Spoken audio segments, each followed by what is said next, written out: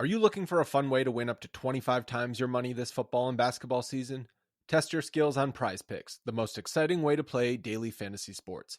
Just select 2 or more players, pick more or less on their projections for a wide variety of stats, and place your entry. It's as easy as that. If you have the skills, you can turn $10 into $250 with just a few taps. Easy gameplay, quick withdrawals, and injury insurance on your picks are what makes Prize Picks the #1 daily fantasy sports app. Ready to test your skills? Join the Prize Picks community of more than 7 million players who have already signed up. Right now, Prize Picks will match your first deposit up to $100. Just visit prizepicks.com/bluewire and use code BLUEWIRE. That's code BLUEWIRE at prizepicks.com/bluewire for a first deposit match of up to $100. Prize Picks, daily fantasy sports made easy. Today's episode is brought to you by Cars.com. With over 2 million vehicles and 50,000 more added every day, Cars.com will match you with the perfect car for you, your budget, your life, your style. And if you're ready to say goodbye to your current car, Cars.com will get you an instant offer to cash it in. Just start by entering your license plate and get matched with a local dealer who will write you the check. So whether you're looking to buy or sell, just go to Cars.com. It's magical. Welcome to Mavs and Moneyball's group chat. Oh, not group chat, group therapy. This is Kirk Henderson. I'm editor-in-chief of MavsMoneyball.com. Thank you so much for deciding to spend part of the post-game coping session with me as we fall below 500 for the first time since that rather horrendous game against the Minnesota Timberwolves in mid-December. You know what I'm doing right now? I'm doing something kind of ridiculous. I am reading and scrolling through a very famous speech.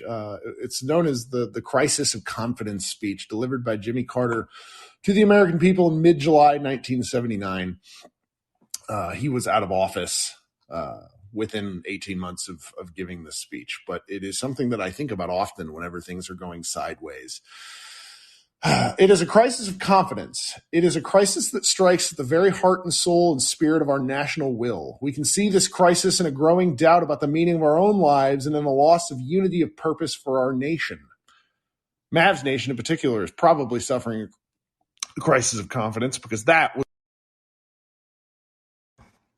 But we're back here. We're going to hang out. We're going to talk about this loss. We're going to process it. And then we're going to hope that the Dallas Mavericks can get their shit in gear and actually beat the Spurs on Wednesday. The Mavericks play 8 of their next 10 on the road.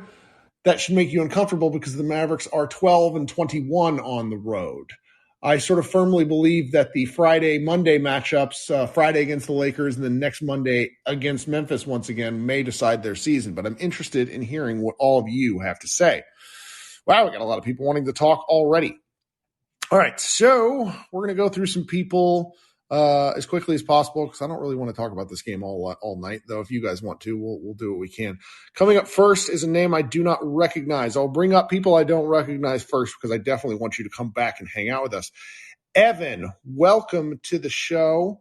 When you get a chance, hit that unmute button and speak your. Hey, I can you hear me? You sound great. Hey, Kirk. Been listening for a while. My first time on here, so thanks for having me. Thank you for joining. Yeah, no problem. So I was just at the game. I'm a season ticket holder. I've been to probably 35 games this year, so Woo! Tonight was especially rough. But I'm someone who would love to see the Mavs go playoffs, man. But after tonight, I just wonder what Luke and Kyrie are thinking on the bench, man. Watching that, like they're gonna have to play 40 minutes a night, score 35 each. I feel like for us to even be in it. And I just feel like Luka especially is just so beaten down. And I don't know, man. Tonight really said a lot, I think, about where this team is. Tim getting 5 points. Bertans over. Like, we're just, I don't know, man. This roster is an absolute disaster. And I just kind of want our pick back at this point. You know what I mean? I completely understand that. When you watch, and they did a lot of panning to Luka and Kyrie. and then Cuban, because Cuban was sitting within a spot of them. And it was tired. They looked tired. And you never want to overread into body language from the bench too much, but it's just a difference in the way the teams are built. And you obviously can't go back in time, but the Grizzlies they have dudes and the Mavericks don't. And it's really that. And I mean, Hardy, man, opportunity to start, he's been doing great with that. And I think that dude's, going to be something really good. But man, how does that guy not find minutes on this team? How is he not taking Frank's minutes? How is he not getting 15 minutes a game? It's like I feel like Kid wants to coach this team from last year, but he didn't realize the team we have now. We got to score 120 a night to win a game. And he's just not coaching this team and these lines away. And it just blows my mind. So obviously none of us are there. A lot of people have sort of made the statement about him wanting to coach a team that's different than the team he has. But I don't think I've heard it quite phrased the way you just did, where you said he wants to coach the team from last year. And I really think that's an insightful thought right there, because that is a really succinct description of the whole problem. He is coaching a team he doesn't have. Yep. But yeah, I mean, hey, I'd love to see him make it, because nothing's more fun than playoff basketball. But I don't know, man. I don't know if we have the energy for it. But we'll see. Thank you for joining. Appreciate you coming up. Yeah, no problem. All right, talk soon. It's interesting because something has to give between the Mavericks' road record and then the teams they're playing. They play Charlotte twice. They play the Pacers, who played one of the worst games in like the league this year. They play the Spurs twice.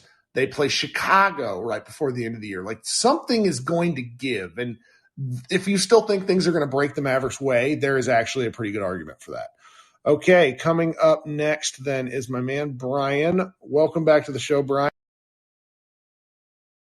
Yep. Okay. Hey, sorry, I was in the chat. Can you Sure, yeah, welcome. Hey, man, I am ecstatic. Sure, tell me why. This franchise finally has to look in the face of all the mistakes it's made in the last 5 years. Boy, we are headed for the lottery. I can't wait. You can wait, though, because if they get to the lottery, it's going to be months. It's going to be like 3 straight weeks of really uncomfortable, hoping they don't fall back, and then give the pick to the Knicks. Hey, if they fall back and they give the pick to the Knicks, that's fine, too. You want to know why? Because they're still going to have to eat crow about what happened this season, about all the moves they made that didn't work, all the plans that they had that didn't pan out. They're going to have to be real about what this roster is and what they're going to have to do to make it something suitable for next year going forward, if they're planning to re-sign Kyrie, pair him with Luka, try and make this an actual team sometime in the next year and a half before Luka starts looking around and saying, man, what the hell? I want out of here, right? Yeah. We're way too far out from that, but I mean, we're really not. Like, look at how he looked on the bench. We're really not that far away from it. It's this is year one of a 4-year deal. Yes, it's 5 years, but anybody that understands how this stuff works, at the tail end or by the middle of year 3. So like, we're talking next season and then trade deadline of the following season. That's when things are going to start to get super itchy. So they really don't have a lot of time. Yeah, the only saving grace really in this is that Luka's only friends in the league are guys who are from Slovenia, Jokic, and Trae Young. Like, other guys who have actual friends playing on other teams, they would have been started asking around like, hey, man, what's the situation over there? What is, because I might need to make a move in like 3 years. But I'm not fearful of that right now. But Josh Green looked really good. He did.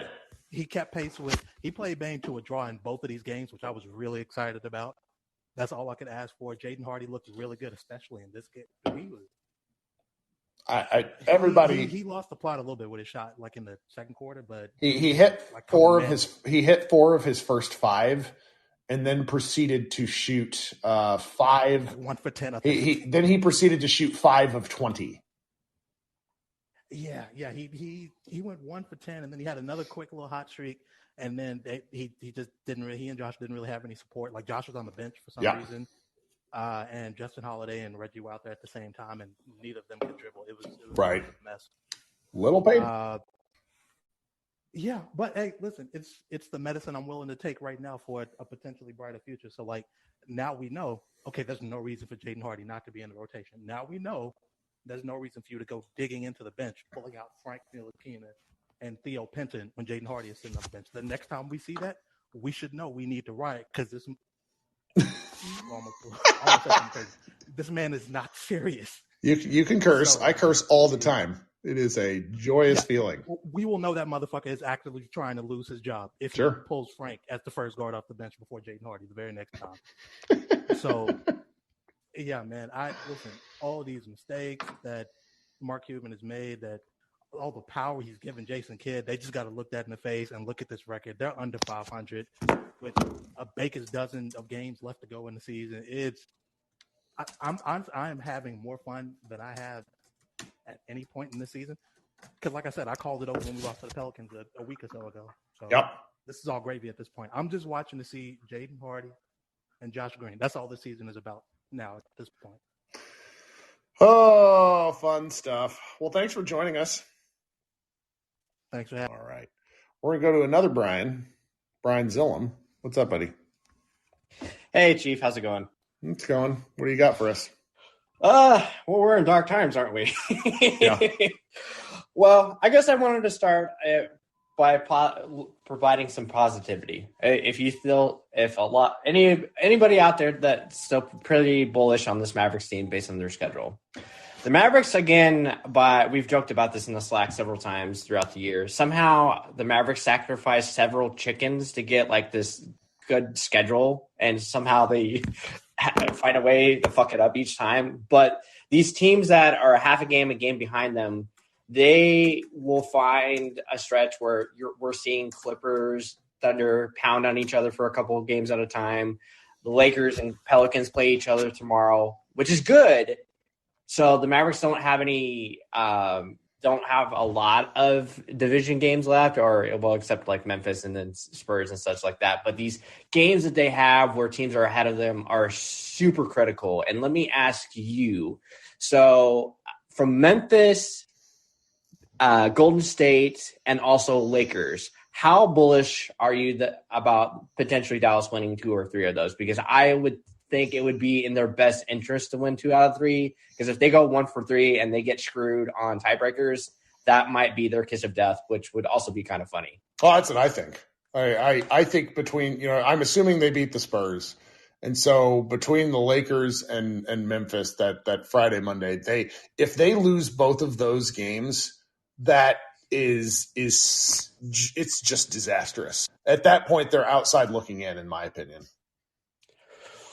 Oof. Because I'm looking this game Friday. It's a must win. Like, you have to win this game Friday against the Lakers. Just because if they bounce you in the standings, they have a pretty relatively easy schedule. Because, like, if you look at Tankathon, for anybody who looks at Tankathon, you can look at strength of schedule. And I feel like the Mavericks schedule is easy, but it's really bloated because they play the Spurs twice. Yeah. And you've got the Hornets in there who stink. And by all logistics, when you play a team so close together, you're more than likely going to lose one of those games. Right. It's very hard to win 2 in a row. Yeah. Right. So it's not inconceivable. Dallas could easily lose one of those games, and that back-to-back, ooh, my God, that's going to just be brutal. Because they play Charlotte Sunday towards the end of the month on the 26th and Pacers that Monday on the 27th. Ooh, that's going to just be gnarly. And well, they have to win. Like that's what makes these losses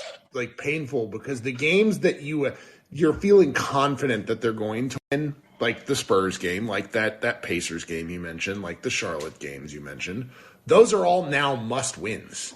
Like they have to win these. Like, and that's what's kind of frustrating. And I don't know about you. I know you were obviously busy with real life stuff going on in the game. Did anybody else during the ESPN broadcast see, I don't know if it was Casey Smith, but Luka had to be actively helped up from his seat to accompany I did the not team. see that. Yes, I was very worrisome. I mean, I know, like, hey, like if you're falling down, like I'm gonna help you up, but like he's in a very comfortable seat and needs assistance getting up to join the team in timeout. That's a little worrisome. So that part of that has to be, if you're anything over 6 foot tall, you're basically sitting on a decline, like your knees are closer to your chest and you're jammed in. Like there's a thought there where it's just like it's like helping him up off the floor. But I do like the conspiracy element you're going for. Yes, I mean, because everybody's we're all about conspiracies now, Kirk. Because everybody, it's the new Mavs Moneyball bit, or it used to be my bit, but everybody's into it now, so that's fun. One final thing, what's your concern level on Maxey? Because in the stats recap, I proclaimed this was probably one of the worst things I've seen him play in a Mavericks uniform. That's a little harsh. He played all of last March and he was butt. Remember, that's what Skin was yelling at us about when he was shooting 18% from three. But Kirk, this is a different level. Was it? I think so. Well, okay, so it's not like he was shooting just junk and just missing it. He looks very just like it's not even a confidence thing. His shot is ridiculously flat, and I want to be empathetic because this man, he's playing on one leg essentially, but there is so much tread on those tires, and we're into this stage now where Maxi Kleber may be a shell of former self, and yet fans are going to expect him to be productive for 30 minutes, which is not fair to him at all. Yes. Yeah. So to answer your question, I am concerned, but I was concerned always. Like the level of confidence people put in him where it's like, oh, Maxi's going to be back. And I'm just like, again, his hamstring detached and he's 30. Right. Like what is happening? So that was where my head fell at least. Yeah. When he blocked himself at the rim, I was like, ooh, buddy, like that's not good. I mean, and that jump shot, it has nothing underneath it. So God bless him. God bless him. But shout out to the Mavs front court with 7 points tonight. Well, thanks for hanging out, buddy. Talk soon, all right? Yeah. All right. Mm-hmm. Yeah, it was a rough front court game. Sam, you've been waiting. What's up, buddy? Hey, what's going on? I appreciate the invitation. So I remember last year after Game 5 against the Warriors, I said, okay, I just don't want the season to be like an Atlanta Hawks season because after the Hawks went to the Eastern Conference Finals, everybody had all the hype. They said, oh, the Hawks are here. They got the draft picks. They got Trae Young. They got the coaching now. And then they went on to suck the whole season, barely made the playoffs, and then got destroyed by Miami in the first round. And we're here. This is the moment right now. We have a horrible coach. We have a horrible roster, which is everybody's fault, not just Cuban, it's Kid, it's Nico, it's Finley, it's everybody. From day one, we said, hey, we need to upgrade the roster. And then what they do? They sign a center who within 8 games, he's now getting DNP CDs. He doesn't even play. And we signed a guy for quote, vibes, because the guy that we had vibes with, we let him go. We signed Theo Pinson for 1 year. Now he's just a podcast on the bench that comes in every once in a while whenever Jesse Kidd thinks he can play defense.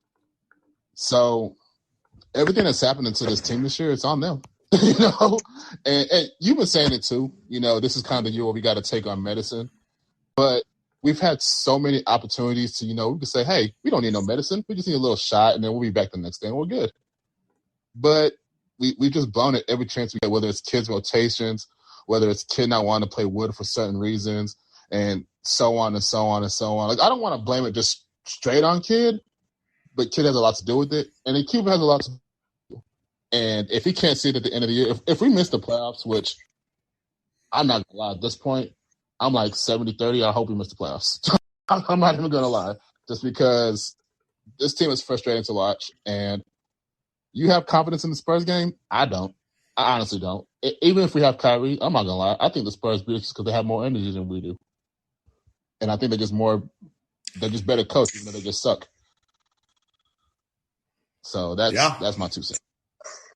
I like your 2 cents. I have no response because they're all good points. This is advertiser content brought to you by Frito-Lay. Hello, I'm Chip Murphy, here to get you ready for the big tournament. Tonight we'll break down who will be cutting. Cut! What are you two doing? Sorry, Chip. Prez here got his feathers ruffled when I told him Ruffles has zero chance of winning the title. And I was letting Dip know that she is not taking into account Ruffles' iconic ridges. Guys, it's March. We have to start talking about the tournament. We are. It is the 2023 Frito-Lay Snack It. We're talking about big-time matchups between Cheetos, Smart Food, Lay's, Sun Chips, and more. Just head to the Frito-Lay Snack Bracket and vote for your favorite chip, pretzel, or dip for a chance to win up to $1,000 or a year's worth of snacks. This sounds great. Keep up the good work. Just go to fritolaysnackit.sbnation.com. No purchase necessary. Sweepstakes ends 4/3/2023. Void where prohibited. Here's worth of snacks awarded in the form of 52 coupons, each good for one bag of chips. See official rules at fritolaysnackit.sbnation.com. All right, well, I appreciate that. But yeah, that's just it. I mean, what are you going I mean, we complain about it every day. We're not on the roster. We're just quote Mav's Twitter and we're just speaking our opinion. But the sad part about all this is I feel like we saw all this coming a year ago and we all said it a year ago and now everything's coming to life. Oh yeah. Yeah.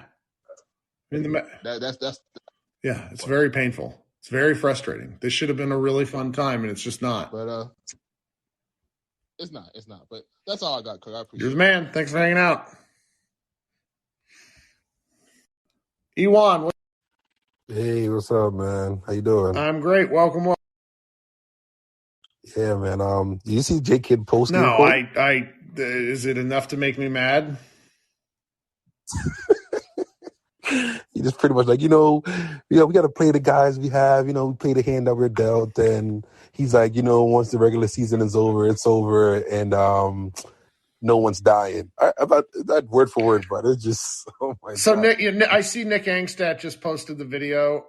I sort of like, I said this in the postgame show I just did with Josh. Like, this one is not Kid because the team is like when you have your top three scorers injured. I'm not really sure what they're supposed to do. What this does, though, is it reminds you of the other games that they lost stupidly. That's right. That they could have won, right? When you just have to make an adjustment here and there, and it's just a buildup of things like throughout the season, like giving Frank minutes over Hardy. He makes a mistake, you pull him. Those are things that he could have learned through. And the last game that we lost with those back-to-back turnovers on those possessions, maybe he would have had the experience to better handle that situation. But no, we're at game 69, and we're trying to figure that out. Who our next, who our first guard off the bench is going to be. Like that should have been sorted out already. But that should have been sorted out already. All them games in the beginning of the season where you Frank minutes, you're giving Theo minutes. Like you should have given those minutes to Hardy, let him work through it. And now you'd have had someone that's more, seasoned and more ready to go in a situation like this. Understanding like I may take 30 shots, but some of those shots you gotta be better quality looks than I'm just gonna go out there and jack it up because that's what they want me to do tonight. Like it's just a buildup of things, But like you said, I mean, tonight's loss wasn't really on him because they said we don't have the talent to really do that. We don't have the size. We was leading halftime. We had like a 9+ out of the boards, and we end up losing by like 8. We end up losing the rebounds by like 8. So we just don't have those bodies, But the post game quote is something. Just those things are just. I don't want to hear that from you. I don't want to hear, no one's dying. I don't want to hear that. Like we as fans. We don't want to hear that. I mean, we don't want to hear that. We want to hear, we gave it our best shot, best. We want to hear something that's a little bit uplifting in this dire of a situation. We don't want you as the head coach drawn more on it, like saying stuff like that. It's just frustrating to hear. Well, a mixtape of him sitting there doing nothing with his quotes overlaid from the dumb shit he said this year would be real fun. Yeah, I'm just tired of the J.K. quotes. Honestly, it's just I'm over. But this was when he was hired, our site nuts. Like we were like and it's because a lot of our site, me in particular, I follow a lot of Bucks fans just by happenstance, and it's so like the Jason Kidd experience was bad there. It was like 3 years, I think. It was a lot. It was hard to deal with. Yeah, but you got anything else for us? Yeah, lastly is like, like last night, so pretty much the game is over. You throw out Frank. We don't need to see Frank. We don't need to see anything for Frank. You throw out Theo. We don't need to see anything for Pinson. Throw Miggy out there. Let him run around a little bit. Throw Morris out there. Give him the next 5 minutes to, get some energy going. You throw back out Frank and Theo. It's just like those simple things is just like, why you even do that? Just why? Like why? No, I think by the last 4 minutes, they were just trying to get out with nobody getting hurt. So, all right. Well, thank you, man. Appreciate you joining us. Thank you, man. Mm-hmm. Let's go to Oliver. Hey, Oliver, what's up? Hey, Greg, how you doing? I'm good. What do you got for us tonight? You want to hear my super hot take? Of course I do. That's why you're here. Trading Luka in the offseason is probably the best thing for the rebuild. When you consider the cap situation, the contracts, the pick situation, I'd say probably something they should consider if Kyrie walks, because then you've got literally nothing. Right. But that's dark times, though, and I'm not quite there yet. No, but you have to look at the roster and think, how are they going to improve this? They've got no seconds, and they've got 2 firsts to use. If you still at square one if Kyrie walks. Yeah. And even then, giving Kyrie, a 31, 32-year-old Kyrie, a max deal with his injury history doesn't fill you with confidence, does it? Nope. So that's my it'd be the best way to rebuild the team. Someone said do the deal with Nuggets, get Jamal Murray, get some picks. Wouldn't hate it. Well, it's so dark for me. I can't think about it yet, but I appreciate that you guys are already doing it, because it is a discussion that'll come very, very quickly once the offseason is upon us. Especially if we don't make the playoffs, or we make the play and we lose, and then say we still don't get the top 10 pick, and Kyrie walks, Christian Wood walks, and Luke is looking around. I just think the John Travolta meme, like just him looking around, and there's no one there apart from Davis Bertans and Hardaway Jr. Davis Bertans will be with the team always. Those threes he was chucking up. Imagine if anyone else had, imagine if that was Christian Wood chucking up some of those threes. He would have been pulled immediately for the first one tonight. They were all bad looks. Wood's such a heater where it's like, not Wood. Bertans it's like if he misses his first 2 shots, you should pull him. If he hits either one, keep him in. Yeah. Yeah. I mean, Hardy looks good. He was the only one that was willing to shoot, which... well, the 25, I'm sort of on a different place with Hardy, because I'm not a fan of small scoring guards, but getting up 25 looks in a low possession game is a skill in and of itself. Yeah, but then you look at the game and it was no one. He was giving the ball. Lots of grenades. They didn't want to do anything. Lots of grenades. No one wanted to. And you got Dwight Powell taking threes because he can't do anything.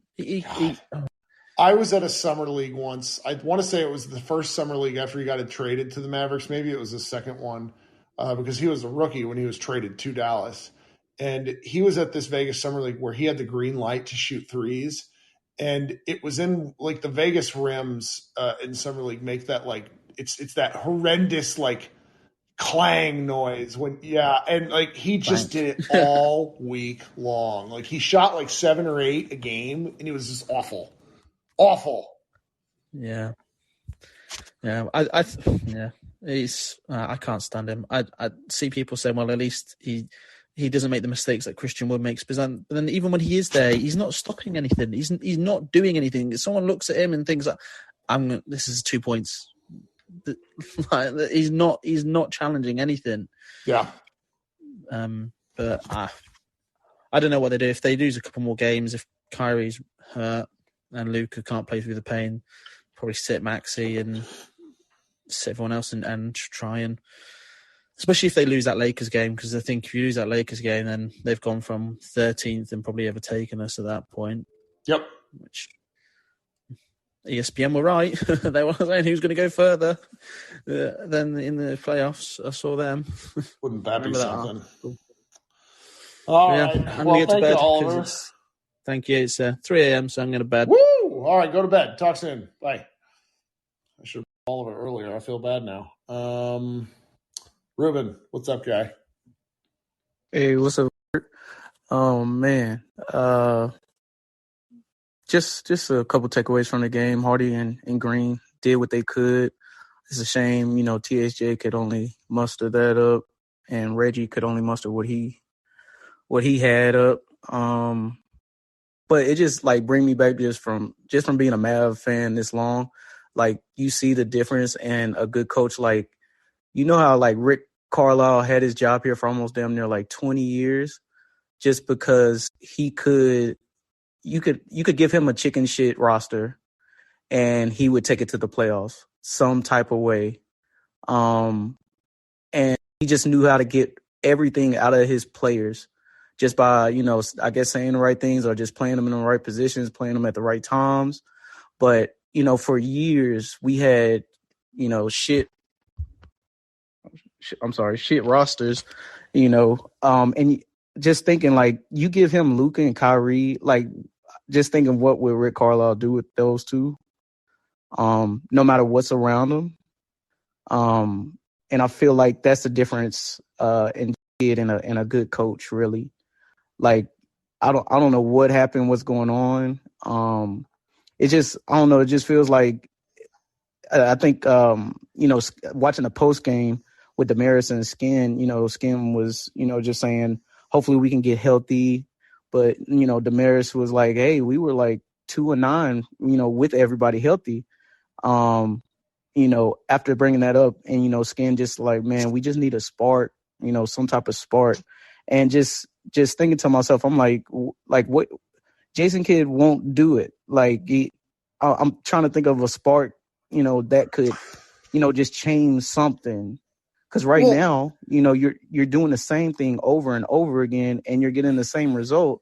But you get in the post game and you're talking about something else, or you're blaming it on something else. I'm just tired of the excuses, really. Well, that's what makes it challenging, because I think we would all have a lot more grace for Kidd with this sort of stuff had they not blown so many games earlier in the year. Injuries are a part of basketball. I don't think anybody would necessarily hold Kidd responsible for them losing this game particularly. They were down their 3 top scorers. But you could go through and just list games. There's 10 or 12 games where it's how did this happen? And that's the tough part. I'm having a blast listening to the old green rooms when I was really in here upset that we let games with the Rockets go, OKC go, early Spurs games, games that we should have won. We were supposed to win if we believe we're a better team. Just what I was saying back then, it hasn't even changed. And that says something. We're still talking about the same thing. We don't know what our lineups are going to be, our rotations are going to be. And it's just we let so many games go because that was the excuse then. 20 games to see if McGee could play, 20 games more to see if Powell will do this. And it's just we're still in the same place that we were in the beginning of the year, and it really shouldn't be like that. But I'm not in blow up the team mode. I'm not down with all of that. Trading Luka is fucking crazy. That's sorry, but that's stupid. Yeah, it's just I don't know. It's just really see the difference between a good coach and a coach that is trying to get to squeeze every good thing out of a certain player that they're good at. And I just chuckled to myself when Dwight Powell took that 3. I'm like, so Dwight Powell is trying to do C. Wood things. I'm like, what I feel like I was in the Twilight Zone when that happened. He used to shoot a lot of threes, and then he just stopped because he couldn't hit them. But yeah, that was fun. What, they need a stretch 5 now, and you don't play one that you have on the bench. But another whole argument. But yeah, I just hope we get our guys back healthy and they can, that JK can do something to put a spark in this team. And I think that's all we need. Like he got to shake something up. Something's got to be shaken up though. But have a good night, Kirk. You too, buddy. Appreciate you coming up. Okay, let's go to Chris. Hey, Chris, what's going on? Yeah, pretty depressing loss. I was thinking that team we had back in 18-19 with Dirk's last season, DeAndre Jordan, all that.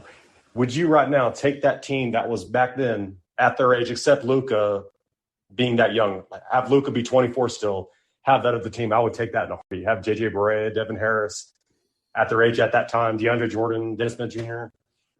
Man, just this team we have now, they're not even an NBA team without Luka, Kyrie on the floor. And I'm not even buying Christian having foot soreness tonight. I don't know about that. That was an odd one. That was an odd one. I don't want to do any reading into it. I don't think it would be very smart of me, but foot soreness is one of the, it's just that I don't know what to say. I think that Kyrie has a better case for it because Kyrie played a ton of minutes, but what do I know? Yeah. I'm just saying with how bad the West is, I think if we had a team that Luka's rookie season, I think games would just be funner. This season has just been just miserable. I mean, just disappointing as hell. And then you always kind of look back where so much things have happened since a year ago.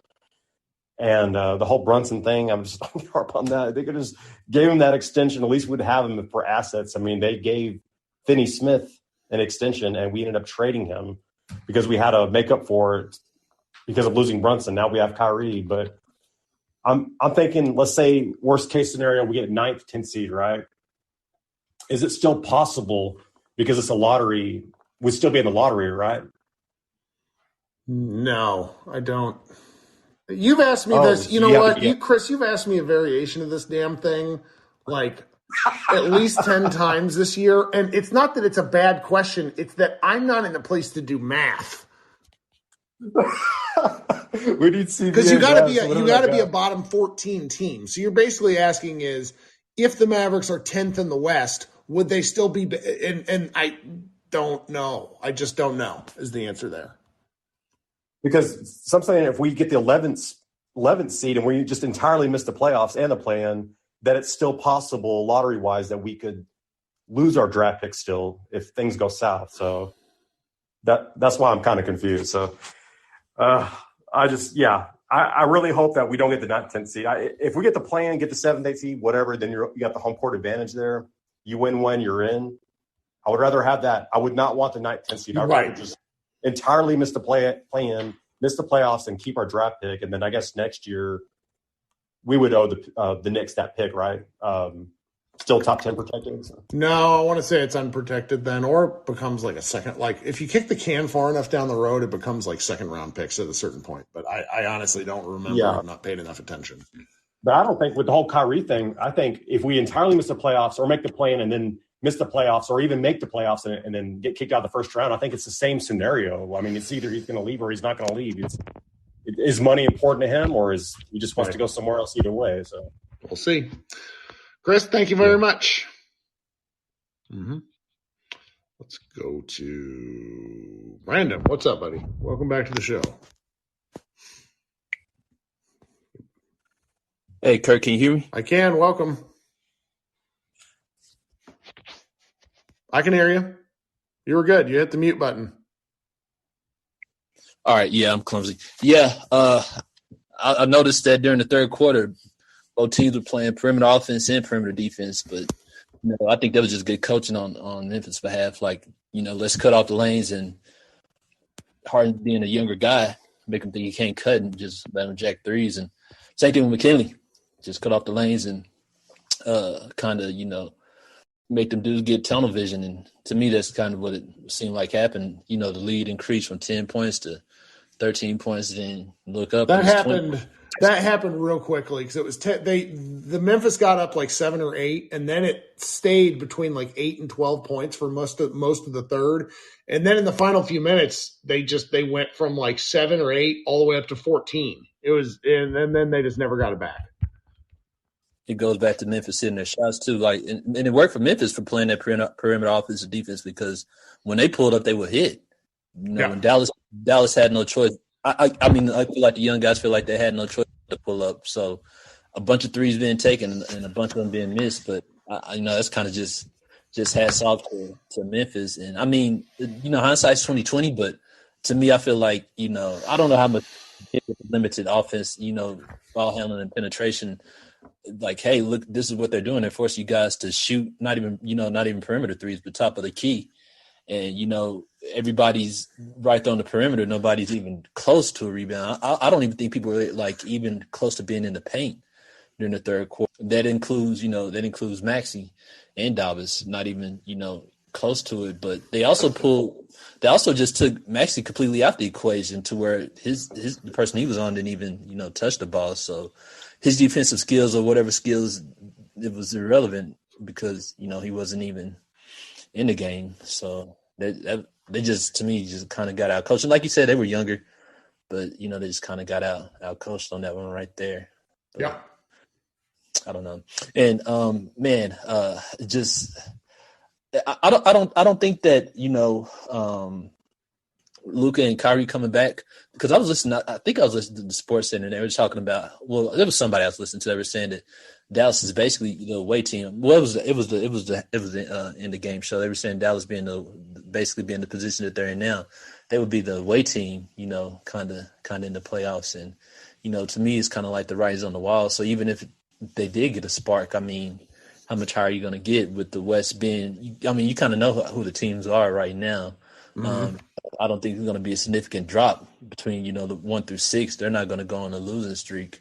And, pretty much the playing teams are kind of going to be where they are. So I think it's one of those situations where, best case scenario that you kind of just hope that Dallas even, stays in the play-ins because they play so crappy against these low-level teams that none of these wins are for certain. With it being 13 games left, it's kind of like looking at who's that team right outside of the play-in, and seeing if they're actually performing better than Dallas right now because, Dallas is quick to go on a 3-game losing streak, as you can see, real easy. They're quicker to go on the 3-game losing streak than they are on a 3-game winning streak.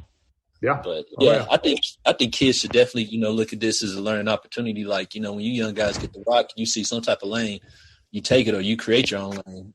Try to get them to play more aggressive because. I mean, the shots were there for them on the perimeter, but, that's just baiting those dudes, like, take this shot. And with, 13 seconds, 20 seconds left on the shot clock and let us score over and over and over again and run that clock up. But and one more thing, man, that ESPN broadcast is terrible. I mean, they did such a terrible job. I turned on to the Mavs broadcast after a while when I realized that it was on, but I don't know. Van Gundy, it just seemed like he has no knowledge of Dallas. That it felt like a Memphis broadcast because all he talked about was how good Memphis players were and, kind of the Morant stuff. But he couldn't talk about anything but, basically Josh Green's improvement and, how hard he was going on the scoring spree. But it's terrible. I could tell that, he really doesn't do his homework before games. He just kind of goes up there and shoots from the hip. But I don't know. Somebody brought that up in the past show, and I just can't stand watching that ESPN broadcast because those dudes are terrible. Well, I understand that take. Thank you so much for hanging out. I appreciate you. Mm-hmm. Okay, we're going to let somebody new come up on stage. My man, since you don't have your real name, you have Byrie Burving as your handle. Tell us what you got. There you go. Thanks, Kirk. Thanks for bringing me up. Yeah, I used to come here under another alias. We won't get into that. Yeah, I mean, it was tough loss tonight, but I think something that always comes back to me is, man, I'm just so damn impressed by the way Memphis as an organization is just feels like they're so much better than us, but also a lot of other teams. Just the way they've drafted, and they draft weird guys too, right? They're not. They kind of get these weird in-between tweeners kind of guys. You know what I'm saying? They have I know one of their guys that works in their draft office. And honestly, they've called a lot of people from I kid you not, draft Twitter, people who used to do this stuff for fun, for free on the internet. They have some really heavy analytics-based guys. and they just get productive college players when they're outside of stars. Like there's a guy that they had named John Conchar who played tonight, who he's been on their team for a while. I'm pretty sure he was an undrafted free agent, and the dude is just good. Like he's not fantastic, but he's good. He's good at the things he does. Like David Roddy, I think is, he obviously is kind of like the perfect guy to crush Dallas because he's like this big beefcake. But, assuming he's not as good as he played tonight, he's still like a solid player to build. Yeah, like every other guys like have like specified roles, but I think what it always brings me back to, and I think this is the biggest bump, like Memphis reminds me like the difference between the Mavs and like a lot of these other teams is like these teams were able to like turn their stuff into like other stuff. Like some of the stuff really haunts me. I look at like the DeLon Wright trade. We gave up two second-round picks to get DeLon Wright, and then we have to attach, I believe it was another 2 to get rid of him. And it's like stuff we give up Harrison Barnes for nothing, and like that kind of stuff adds up. But like It really does. It really does. Yeah, and the Grizzlies are in a position where like they have all of their picks, they have other picks, and they can even kick the can down the road to like acquire more assets. So they don't have to like, if they have guys on rookie contracts, they can just like kick that down the line. That's basically what they did to get David Roddy. They moved Anthony Melton, who is a really strong, solid player, for him. And the Memphis fans have been pissed most of the year because Roddy's been kind of uneven. But it's like that's kind of what football teams do. It's like when you have too good of like if you have like too many good guys in a roster position, you find somebody to trade with to kick the can down the road because you can't pay everybody at once. Yeah, and that's kind of where like the Mavs. It's always like we're in that like we never have like enough of those guys on like good contracts, those rookie contracts to be able to go out. When we did, we like botched that situation. But I guess my other thing for you, Kirk, real quick is. I was thinking about like I was just in some spaces like arguing because like that's what we do in post Mav game spaces, and I was talking about kind of like the ideal fit for Luka, and I'm seeing a lot of people on Twitter talking about like we're getting into some really dark territory, like the fact that we're talking about lottery, and it's like people really want to like carve out the roster, things like that. But like I guess one thing I keep coming back to is like I think you had a pod with Josh where you were talking about like. If this team is even marginally better on defense, like not just like one of the absolute worst teams in the NBA, then like we're winning some of those really clutch games. Like a lot of these games, the last 10 that we've lost, if we're just not the worst of the worst when it comes to defense, like we're winning those games. That's right. So like where's your head on this? I mean, like I'm thinking that if you could just marginally get better and maintain like a top offense, like we get like, do you think that's kind of the way you'd go? There's like a lot of people are looking at this like complete like, things that got to change in a major way. And like, I'm not so sure this team isn't like not a top 5 team if we just marginally were better in some of those areas, which I think are fixable. I don't know. I agree with you. And the Mavericks have to stop acting like roster building is impossible. When you don't make any changes, you're going to get the same damn results. And that's been part of what's been so baffling to me, where it's like, you had, I'm really like, as much as I miss Dorian, what we've seen from Dorian up in Brooklyn is that he was a product of Luka Doncic as much as anything. Solid defender, but his offense was all Luka's contribution. Sorry, just that the numbers basically bear this out to date. And the Mavericks just, little improvements in areas matter. The Mavericks have given no shits about 4 to 5 roster spots for years. I will never get over like the when they went and signed Willie Cauley-Stein and who was the other guard, the bubble guard who was pretty good for us. I always forget his name. Trey Burke, yeah. When they signed Trey Burke and Cauley-Stein, when those guys were they had been bought out by their teams, and the Mavericks picked them up before going into the bubble. Nobody wanted those guys. There was no market for them. And then the Mavericks signed them both to multi-year deals, and it's like, you can't make mistakes like you don't need your end of bench guys to be amazing, but you do need your end of bench guys to give you something. And Burke obviously like made a case for himself in the bubble, but it's like who else was offering Burke a 3-year deal? The answer is no one. It's just like you can't like lose against yourself in these sorts of things. And the Mavericks have just done that time and again where they give up the margins and then they lose the margins. It's wild how that works. Yeah, so by the way, Kirk, you got to give more credit to Willie Cauley-Stein. Don't ever forget those the dunk highlights God, his mixtapes were incredible. Just a top mixtape player of generations. No. But Kirk, the ones where he's just like under the rim. Oh yeah, and he's like, like there was like they just made he made a bunch of videos where just under the rim, like doing. He shot. I kid you not. At one point, he shot 60% on dunks. That's how rough he was. Yeah, I mean, so but see, that's a lot of where I get at. And like when you talk about the margins, like the KP trade reminded me a lot of that. Mm-hmm. There was protections built in, and I don't know who else was doing that. And the JaVale McGee thing, like, why do we always give these end of the bench guys these kinds of 3-year deals anyways? I mean, a lot of times, a lot of these better teams, they're giving these guys 1-year deals, and they're doing that for a reason, and they say flexibility. And I mean, that's something that I'm worried about with Kyrie that we're going to repeat. But that's some other people come up here, but I just want to get some of those thoughts off. But great takes. Thanks for hanging out. Okay, we got 2 people left, and we're going to go. Micah, what's up, man? Give Micah a second here. I'm going to stay up late tonight, guys. I think I might call in sick to work. Blame the Mavericks. Micah, you there? What's up? What's going on, Kirk? It's hilarious. We got 2 guards that are injured. We got another 2 that didn't play till garbage time. But kids still managed to find a way to play a 4-guard lineup. You can't make this stuff up. It's wild. The team does have to be gutted because we are the Lakers at the beginning of the season. Ooh. And do you remember, that's what I keep on going back to. Do you remember when we played them on Christmas Day, when we completely kicked them in the teeth in the third quarter? Do you remember that lineup that he had out there?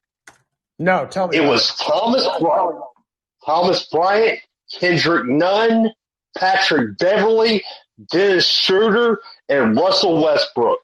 Yeah, they went for, I think, almost a whole third quarter with that lineup and got mollywopped, and we looked the exact same way. And I don't think anything changes until they find a way to do to Kid what the Lakers did to Darvin Ham and said, you know what, we're trading every single one of these guards that you want to give minutes that shouldn't be getting minutes for some actual NBA-sized players. It's just, you watch any other team, it's so disgusting. And of course, right now I'm watching the weirdest road home game difference ever. Of course, at the house, they are the 96 Bulls. On the road, they're the 22 Rockets. That's another thing, so. And I just started looking at a lot of these other teams that were supposed to be good teams that have had issues lately, and you look and it's always the same thing. I mean, we fought Memphis tough with let's be quite honest, a G League teams, especially in that first game. Yeah. And what they lost, I don't know about them, and that's probably why that was probably what Jenkins said to them when they went to the locker room. Y'all freaking for real? Y'all out here getting out rebounded by 4 guards? But and that's with them. You look at all the teams that you thought were going to be great, and they started struggling lately. And the one thing that they lost was some size. Yeah. So I just don't think we're a serious team until we start to fix that. Well, that was playing 6. Did you hear Van Gundy talking about that? Where he's just like, look how small these guys are, and that's one of the things. It's so small. At the beginning playing of the 6'5" guys at the power forward. Can't do that's it. The thing.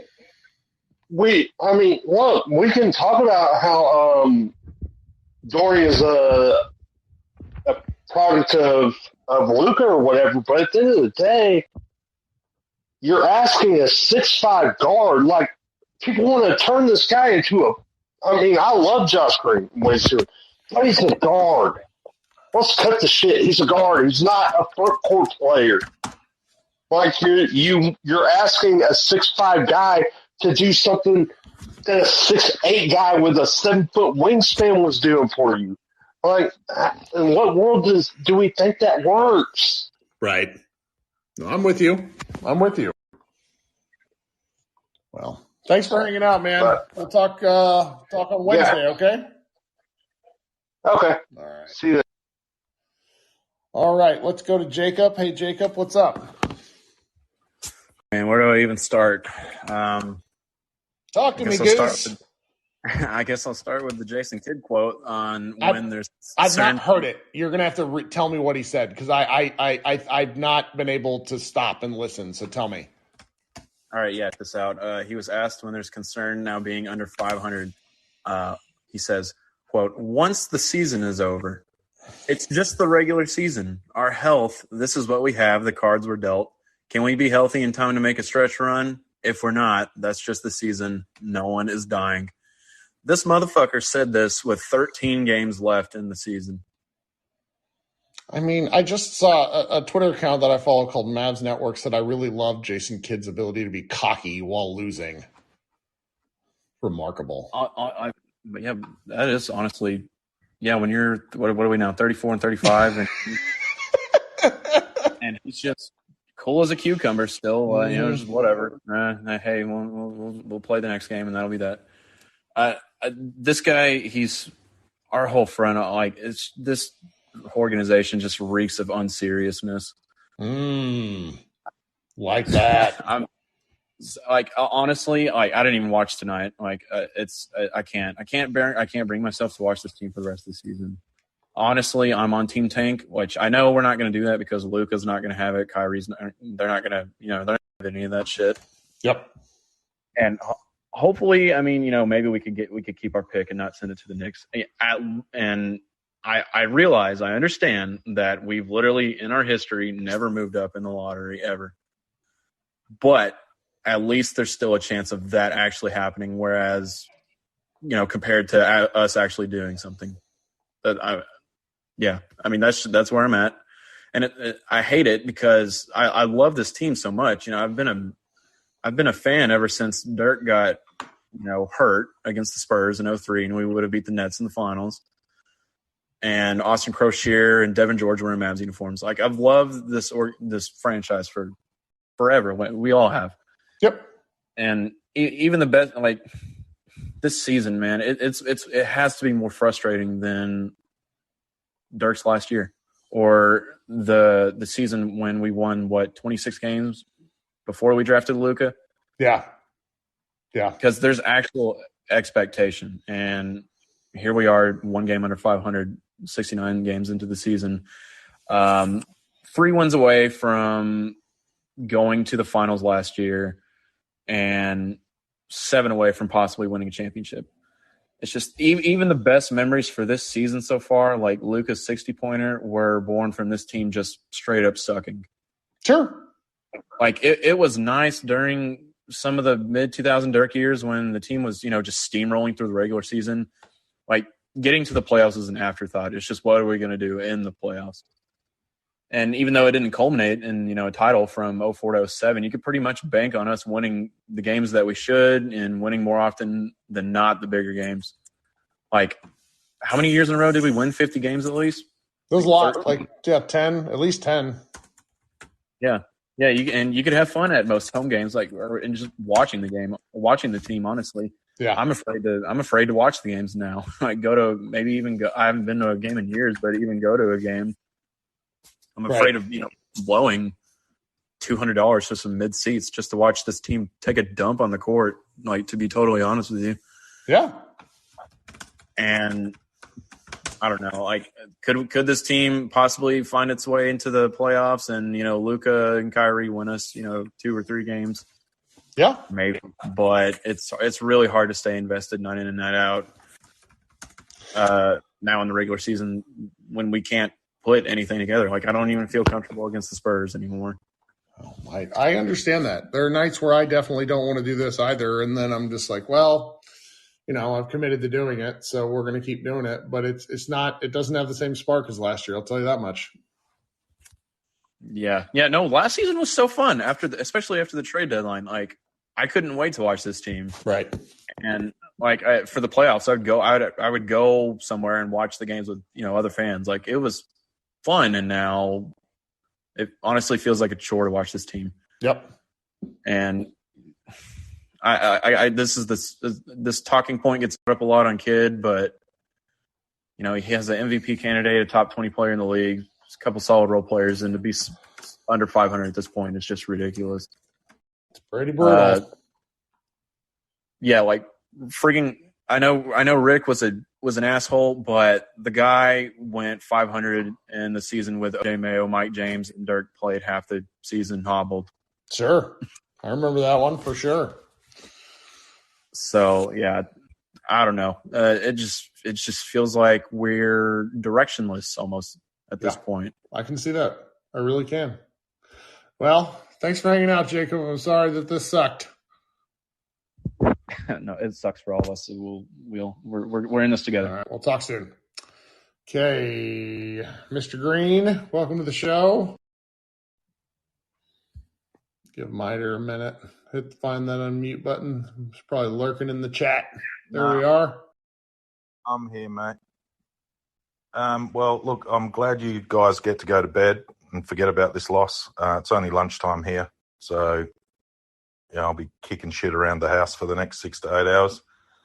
I'm just having a look at the roster, and I didn't catch the whole game last night. I actually got to watch from probably about 4 minutes in the third when we were only down 6, and then just watched it all fall apart. So I'm just looking at the roster, Kirk, and I'm just wondering who you're keeping in your fantasy league, if that's how we can approach this, right? So we've got Davis Bertans. We keeping him? Nope. I think you sorry muted, about that. Nope, I'm not keeping Davis. All right. What about Reggie? We keeping Reggie? Don't think so. Though that's a closer call than I think many would expect, just because he's inexpensive. What about we're going to keep Luka? We're going to keep Josh? I'd say that's a given. Yeah. That might be it. What about Tim? I could take him or leave him. When Tim is good, he's great. When Tim is bad, he's straight to the gulag. All right, so we keeping Hardy? Not me, no. But I'm going to take heat for that one. I'm not a Hardy guy, but that doesn't mean I dislike him. It's small guards are not my thing. No. Keeping Holiday? What about Kyrie? Yeah, I think. Keeping Max? No. Appreciate your service, Maxie. Are we keeping McGee? Absolutely not. Straight to jail. Are we keeping Morris? No, he might be washed. What about Ntilikina? Absolutely not. Another player straight to French prison.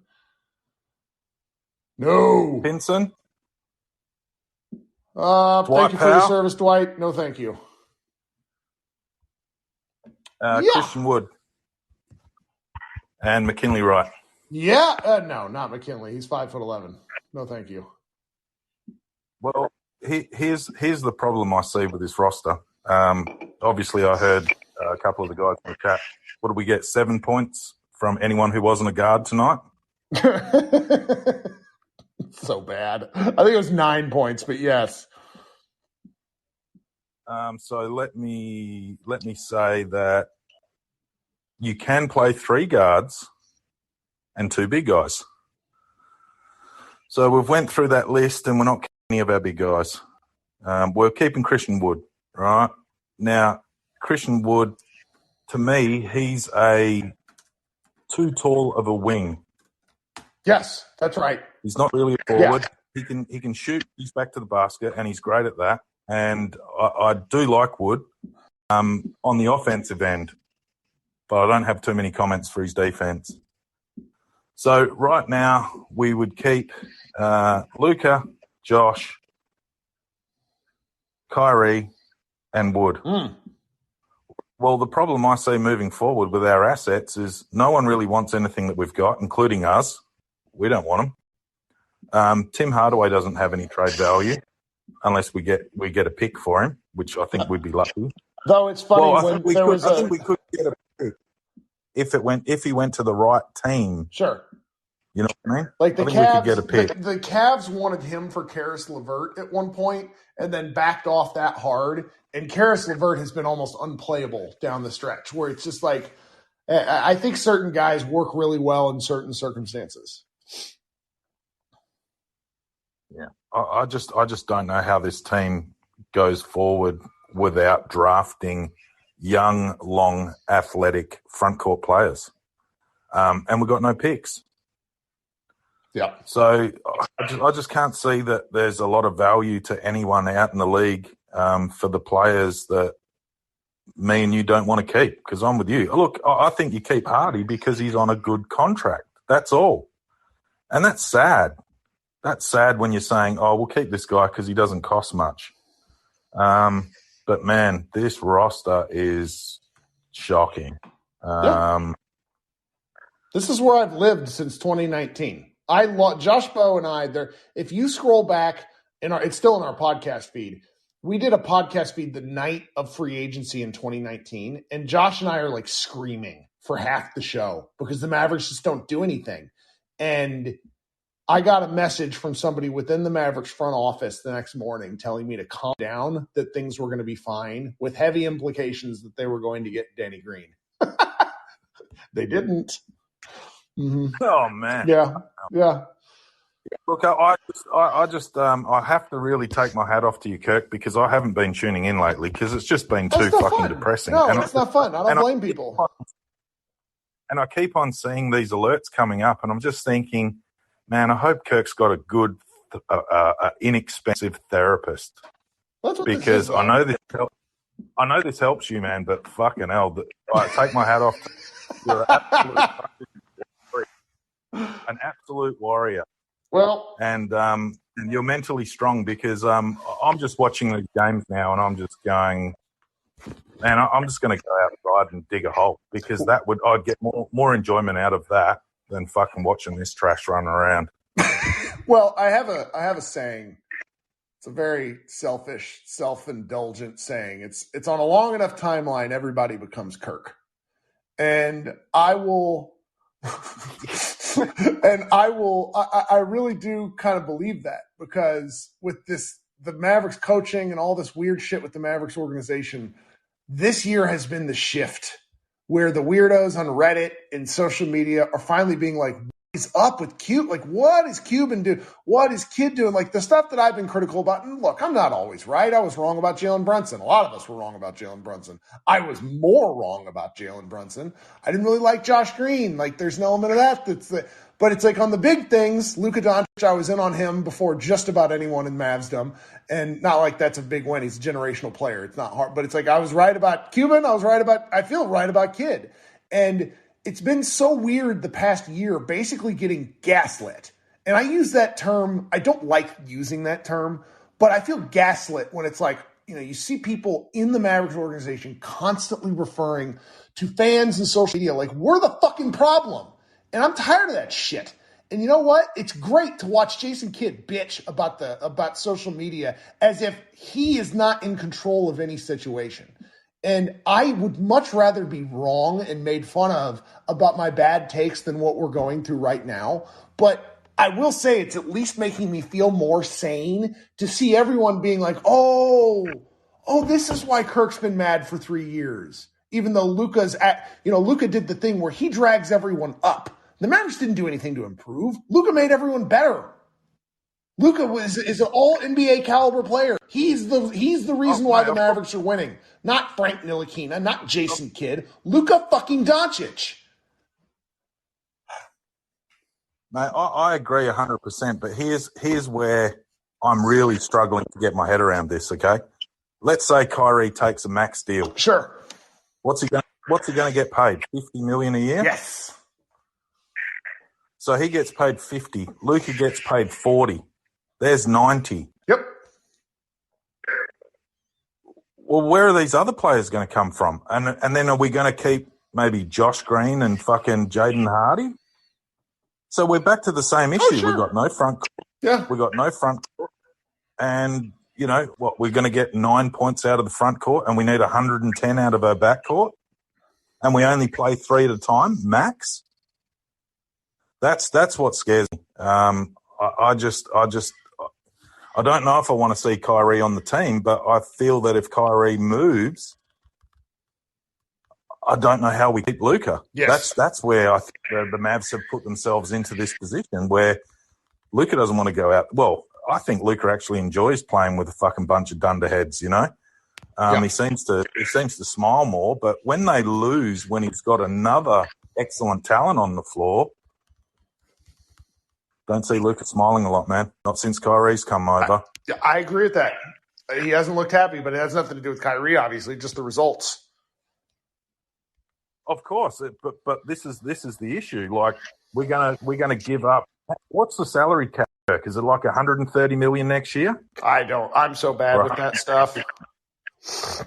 But there's too many roster spots and not enough salaries to go around if we keep the pair of them. And like I said, we need to draft young, long, athletic front court players, and we don't have any fucking draft picks. Yeah. I just don't know any team that's going to want our trash. And that's what scares me the most. And look, don't get me wrong, man. There's a lot of teams and a lot of fan bases that would have had high expectations for their own teams that are in a similar situation to us this year. Yep. But, man, I tell you what, I'd rather be an OKC fan. I can understand that. Their compass is pointing up. I'm still hopeful because I think Luka is that dude, but it's certainly an uncomfortable feeling at the moment. He is that dude, man, but he can't be throwing fucking lobs to Jaden Hardy and fucking Josh Green, I know, man. I know. He can't be throwing lobs to a 31-year-old 6'10" coming off an Achilles tear Dwight Powell when he's a bracket cone on the defensive end. Yep. You're right. We need that young center out of New York, the one that embarrassed the whole city in that dunk comp. That's who we need. We need him. Well, thanks, Kurt. You're a legend, mate. I appreciate letting me vent. And, man, some worrisome times ahead. And, I think we will get it together for the end of this season. And I think we will surprise a few people, including the fan base. But it's not looking fucking good, and it doesn't feel good at the moment. Well, thanks so much for hanging out. We'll talk soon. All right, Simon, you're going to close this out. At least I hope you are, because I want to go play video games or something. Hit that unmute button. Tell us what you got. Let's see if it'll let him. What's going on, Kurt? Going on, man? Man, first off, I want to throw a question at you about tonight's game, which it was self-explanatory what happened. But hypothetically, if Christian would have been quote unquote healthy, over under 20 minutes he plays tonight. Under. I think there's a real vendetta thing going on. Plus, Memphis really is a kind of rowdy team. They beat the shit out of him when he was in that game. Like, he got tossed around like a rag doll. Yeah, definitely. They're it's weird because Memphis is kind of like a bad matchup in some ways, but then they're also, if you look at them in like a series, if Kyrie and Luka are playing, even if they have Ja, I would take Dallas in that series still, because they got besides Bane, they're shooting.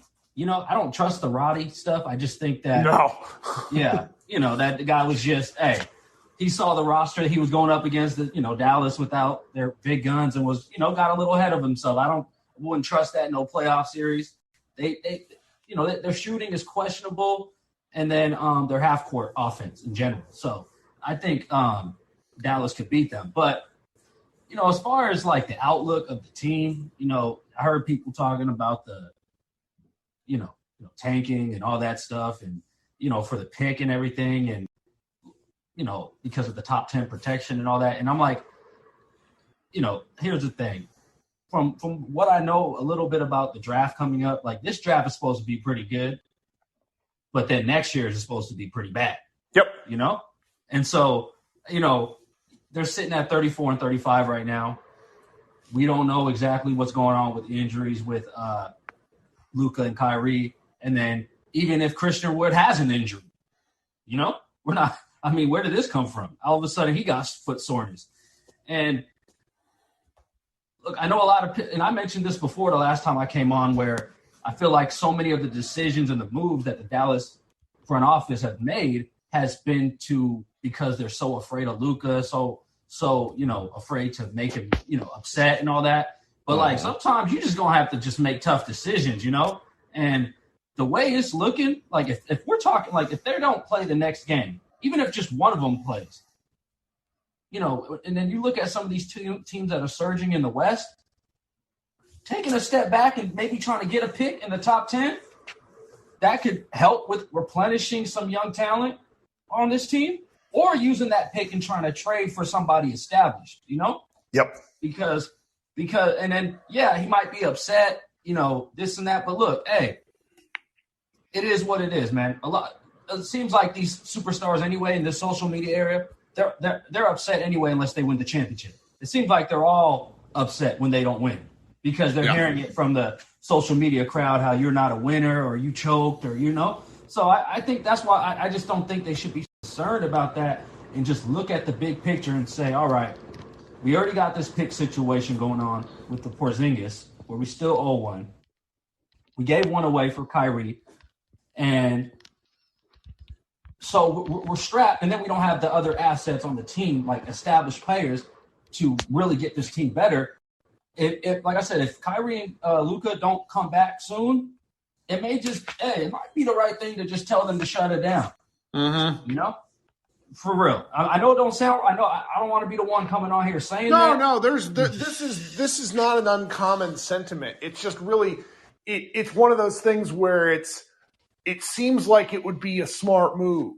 Only we all understand why they won't actually try it, and that's where it's like it seems the only reason it's sort of shunned is like, well, why are we even talking about something we know they won't do?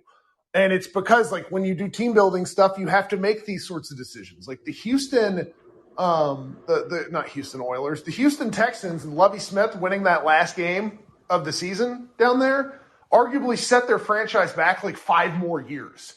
Like these fucking things matter.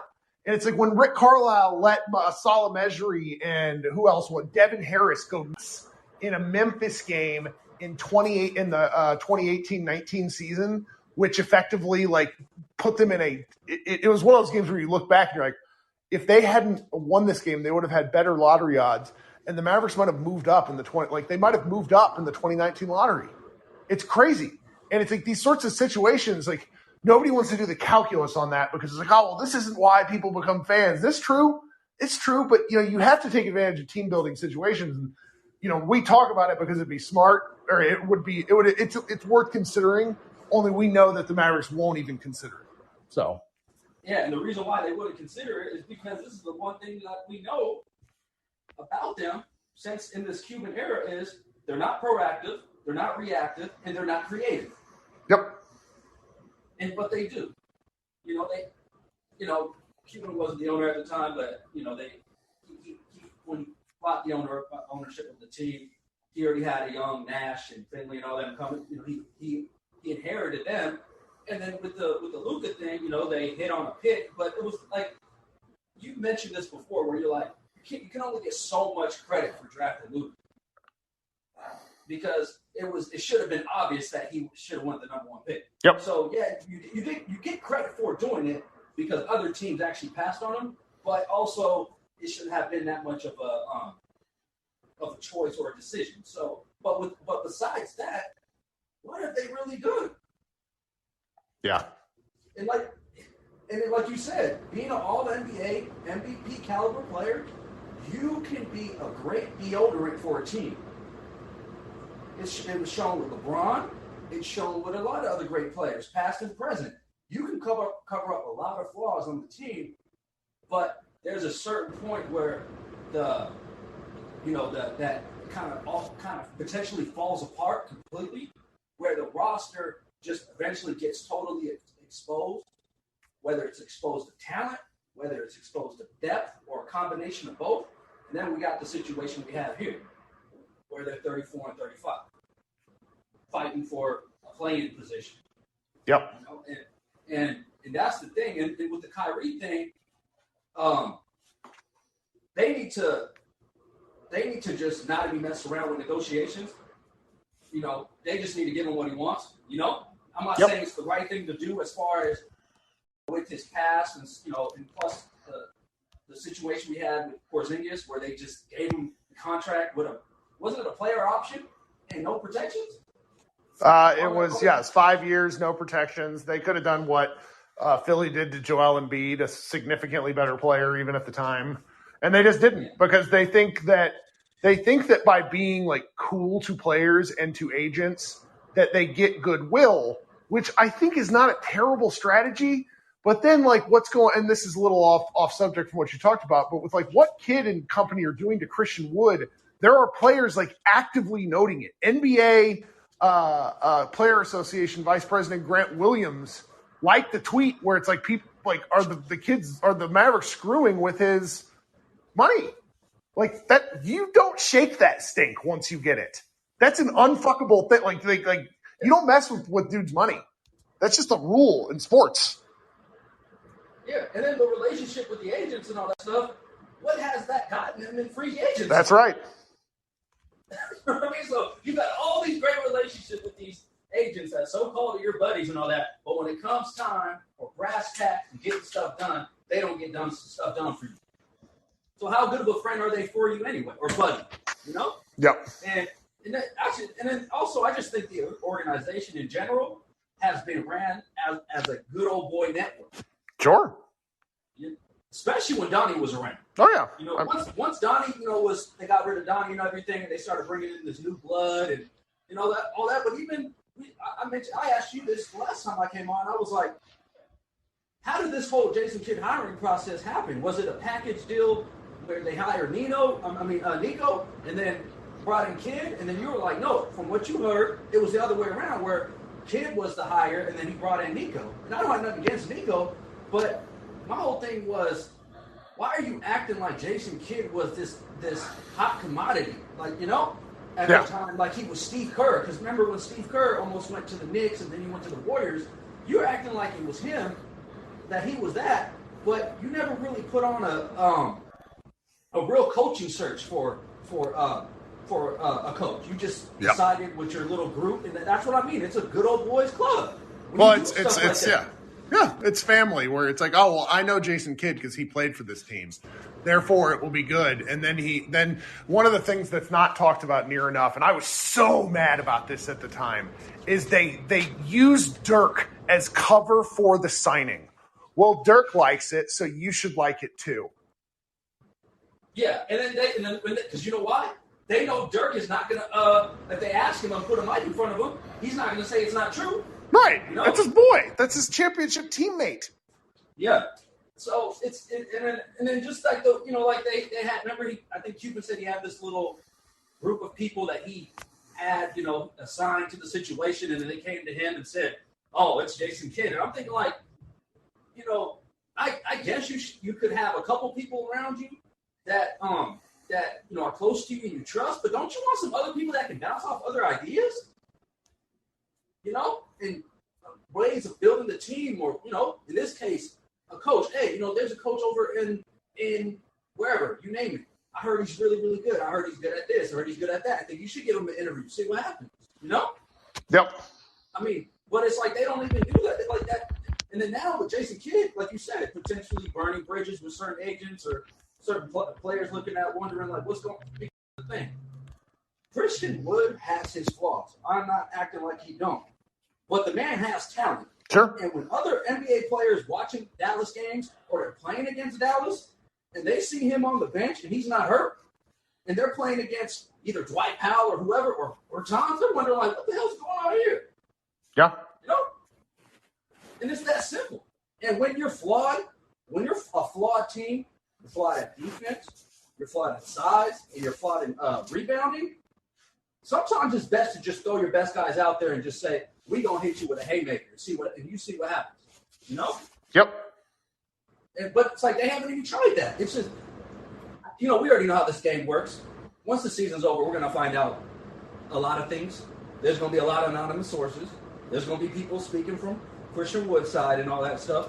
But this situation with Christian Wood is one of the most weirdest things I've seen in a while. Yep. Well, but we'll see. I mean, like I said, I think they should really sit back and think about options and they should do. But like you said, they're probably going to just try to get Kyrie and Luka healthy and just ride it out and see what happens in the plot. And the West is wide open, and they do got, you could argue, the best duo in the Western Conference at the moment. But when you can't rebound and you can't defend, man, it's tough. Yeah, it is. Well, thank you for taking us out this evening. Appreciate you coming up on stage. All right, man. I appreciate it. All right. Guys, I said I wanted to go brief, and instead we went for 90 minutes. But that's what therapy is all about. Getting your feelings out there. We will be back on Wednesday night. Everybody be good. Please download, even though you were here the whole time. Really helps my numbers. Like and subscribe to the Mavs and Moneyball podcast. We might be changing our feed name soon, but that shouldn't affect anybody who gets this from a subscription. We also may be going away from the Spotify Live platform at some point. I may be taking this to YouTube just because it makes more sense with some of the things we have going. With that in mind, I will keep everybody posted and, post links and things because obviously you guys are what makes this show great. Thanks so much for hanging out, and we will talk with you soon. As Kevin just said in the chat, bye, guys. Nobody died.